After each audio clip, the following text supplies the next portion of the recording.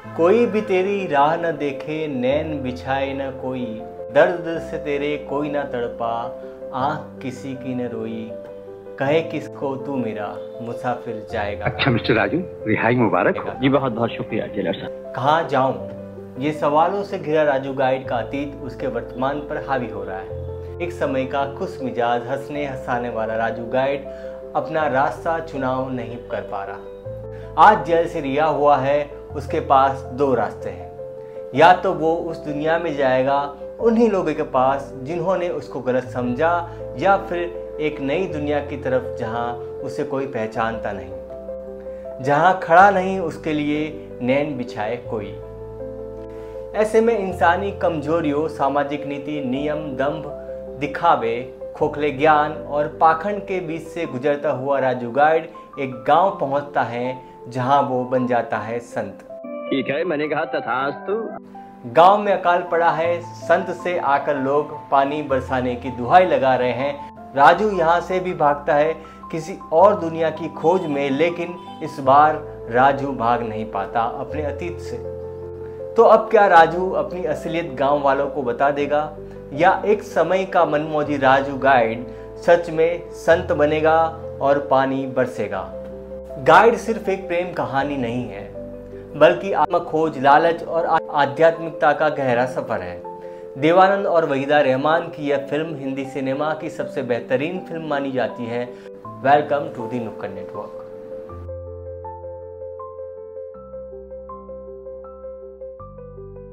Film की शुरुआत होती है राजू यानी कि देवानंद से, जो टूरिस्ट गाइड है और अपने आकर्षक व्यक्तित्व एवं बोलचाल की कला से पर्यटकों को लुभाते हैं। गुस्ताखी माफ, बंदा राजू गाइड है।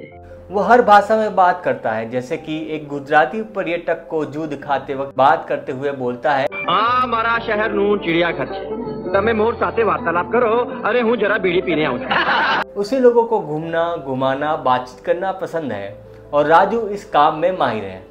लेकिन उसकी जिंदगी तब बदलती है जब उसकी मुलाकात होती है रोशन यानी कि वहीदा रहमान से, जो एक मशहूर पुरातत्वविद मार्को की पत्नी है। रोशन एक प्रतिभाशाली नृत्यांगना भी है, लेकिन उसका पति मार्को उसे हमेशा दबा कर रखता है और उसकी कला को कोई महत्व नहीं देता। जब वे एक ऐतिहासिक स्थल पर शोध के लिए आते हैं तो रोशन की मुलाकात राजू से होती है। राजू इसकी कला को पहचानता है। धीरे धीरे रोशन और राजू करीब आ जाते हैं और वह अपने निर्दयी पति को छोड़कर राजू के साथ एक नई जिंदगी की शुरुआत करती है। राजू रोशन के डांस के करियर को संवारने में मदद करता है और जल्द ही रोशन एक सफल डांसर बन जाती है। लेकिन जैसे जैसे रोशन की शोहरत बढ़ती है, रोशन का एटीट्यूड बदलता है। राजू उसके जीवन में खुद को अलग थलग महसूस करने लगता है।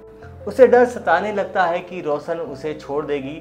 इसी डर के चलते वह एक बैंक में नकली दस्तावेज साइन करता है, जो रोशन के पूर्व पति ने योजना पूर्वक भेजा हुआ होता है।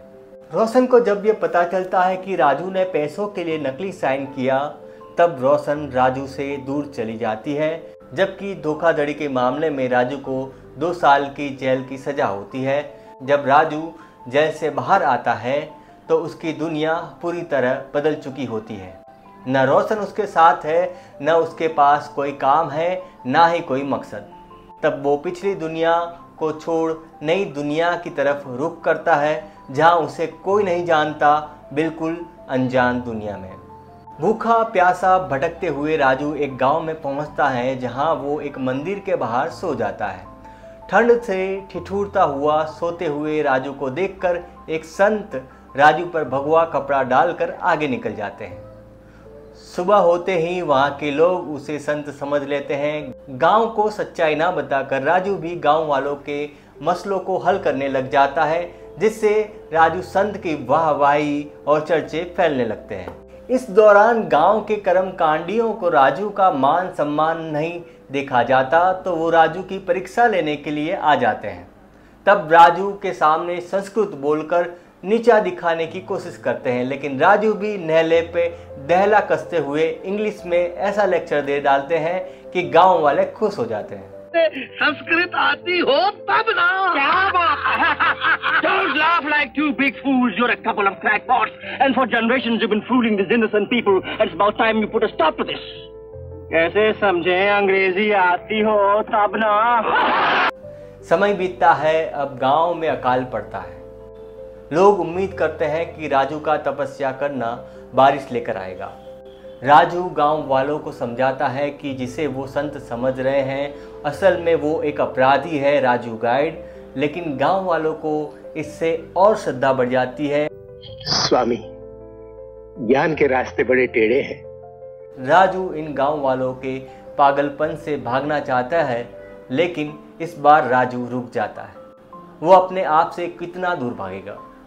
उसे एहसास होता है कि गांव वालों की श्रद्धा उसमें है और वो अब उसे नहीं तोड़ेगा।